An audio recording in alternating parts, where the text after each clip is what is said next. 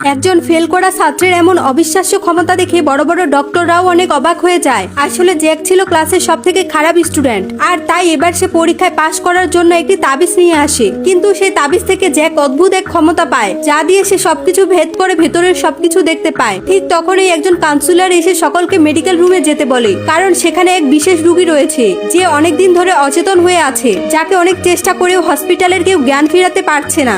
আর তাই ছাত্রদের যেন নতুন কিছু অভিজ্ঞতা হয়, সেজন্য সবাইকে ডেকে আনা হয়েছে। কিন্তু জ্যাক তার ক্ষমতা দিয়ে দেখতে পায় মেয়েটির মস্তিষ্কে একটি পরজীবী কীট বাসা বেঁধেছে। এটা শুনে সকলেই অবাক হয়ে যায়। তখন অনেকেই জ্যাককে নিয়ে মজা করতে থাকে, কারণ জ্যাক ছিল ক্লাসের সবচেয়ে দুর্বল স্টুডেন্ট। তখন ডক্টর বলে, আমরা এমআরআই স্ক্যান করে দেখেছি, কিন্তু কোথাও কোনো পরজীবী কীট দেখতে পাইনি। তখন জ্যাক বলে, পরজীবীটি একদম সূক্ষ্ম সুতার মতো, যা স্নায়ুকোষের সাথে লেগে রয়েছে, আর তাই এমআরআই স্ক্যানে সেটা ধরা পড়েনি। আর পরজীবীটি তার মস্তিষ্কের স্নায়ুতে চাপ দিচ্ছে বলে মেয়েটি অচেতন হয়ে আছে। যদি এটাকে বের করা না হয়, তাহলে মেয়েটি আর কখনোই তার জ্ঞান ফিরে পাবে না। তারপরেও কিছু ছাত্ররা তাকে অনেক কথা শোনাতে থাকে। তখন একজন ডক্টর বলে, জ্যাক, তুমি একবার চেষ্টা করে দেখো, সুস্থ না হোক, কিন্তু তুমি যে সাহস করেছো সেটাই অনেক। তখন জ্যাক ডক্টর ম্যাডামের কাছ থেকে সূক্ষ্ম সুই চায়, আর তারপর সেই সুই দিয়ে মেয়েটির কপাল থেকে জ্যাক সেই পরজীবী কীটকে বের করে আনে, যা দেখে সবাই অনেক অবাক হয়ে যায়। আর এরপর কি হতে চলেছে সেটা জানতে হলে পার্ট 2 লিখে কমেন্টস করুন।